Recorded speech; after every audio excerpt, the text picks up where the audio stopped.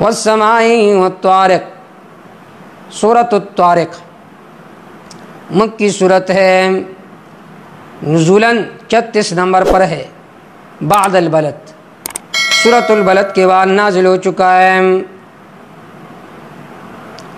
مطلب یہ ہے کہ آسمان کا ستارہ گرا ہے، پھر بھی یہ لوگ اس سے عبرت حاصل نہیں کرتے۔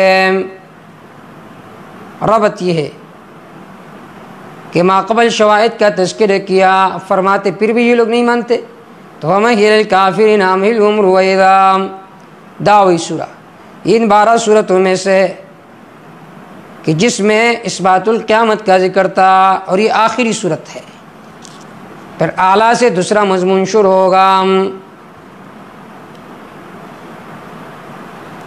سبح اسم ربک الاعلی، پاکی بیان کرو اسم ربک، اپنے رب کے نام کے ساتھ، اپنے رب کے نام کے ساتھ، الاعلی، والسماء والطارق، شاہد آسمان، والطارق، رات کو آنے والی ستارہ وہ شاہد ہے۔ وما ادراک ما الطارق، تجھے کیا پتہ ہے کہ کیا ہے طارق، رات کو آنے والا ستارہ کیا ہے؟ النجم الثاقب هو النجم الثاقب، یہ ستارہ ہے روشن۔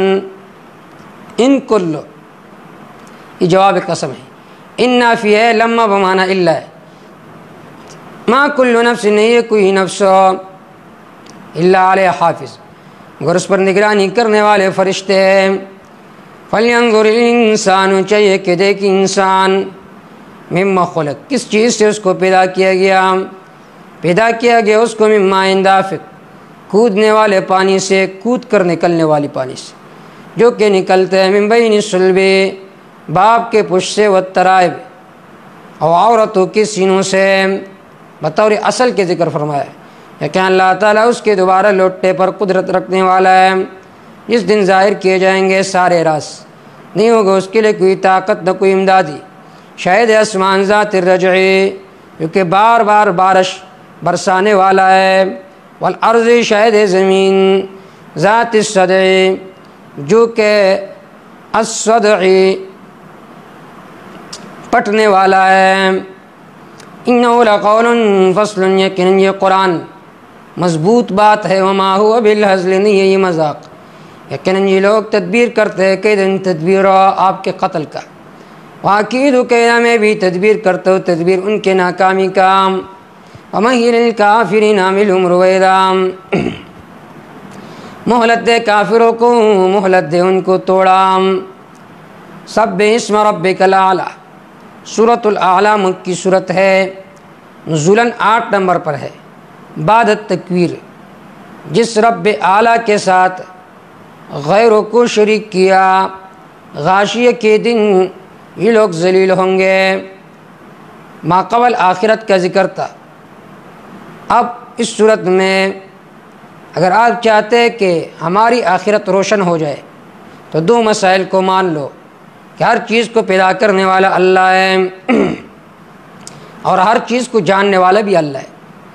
یہاں سے سورۃ اللیل تک ایک مضمون ذکر ہے، تزہید من الدنیا، ترغیب الی الآخرت۔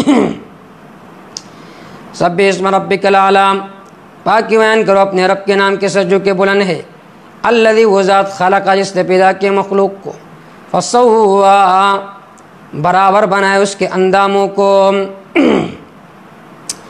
والارض قدرا، اللہ رب العزت نے اندازہ کیا اس کے انداموں کو، فہدا، پس اسے ہدایتی فطری دی، والذی اخرج المرعى، وہ ذات جس نے نکالا المرعى چراگاہ، فجعلہ، پس بنایا اس کو غثان، خشک، احوا، چورا چورا سیاہ، سنقرئک، عن قریب ہم پڑھائیں گے تجھ پر، فلا تنسا، بس آپ نہیں بولیں گے اس کو، الا ما شاء اللہ، مگر جس کو اللہ چاہے، جو منسوخ ہوگا تو آپ سے بھول جائے گا۔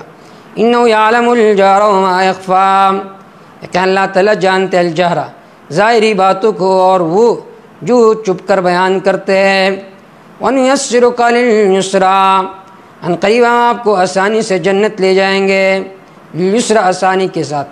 فذکر، بس آپ نصیحت کریں، ان نفعت الذکریٰ، یقیناً نصیحت فائدہ دیتی ہے۔ سیذکر من یخشا، عن قریب نصیحت حاصل کرے گا وہ آدمی جو ڈرتے اللہ سے۔ ویتجنبها الاشقى، دور رہے گا اس سے الاشقى بہت بڑا بدبخت، قرآن سے دور رہے گا۔ الذی یصلی النار الکبری، وہ شخص جو آگ میں داخل ہوگا نہ وہ مرے گا اس میں، ولا یحیا، نہ آرام کی زندگی بسر کرے گا۔ قد افلح من تزکی، تحقیق کامیاب ہو گیا وہ شخص تزکا جس نے اپنے آپ کو پاک کر دیا شرک سے۔ وذکر اسم ربہ فصلی، یاد کہ اس نے اپنے رب کے نام کو، فصلی نماز پڑھی اس نے۔ بل تحسنون الحیات الدنیا، بلکہ تم ترجیح دیتے ہو دنیا کی زندگی کو، آخرت بہتر ہے کیفیت کے اعتبار سے، وابقیٰ ہمیشہ قیمیت کے اعتبار سے۔ ان ھذا، یقیناً یہ مضمون، لفی الصحف الاولیٰ، پہلے صحیفوں میں تھا۔ صحف ابراہیم، یہ اول صحف سے بدل ہے، ابراہیم علیہ السلام اور موسیٰ علیہ السلام کے صحیفوں میں تھا۔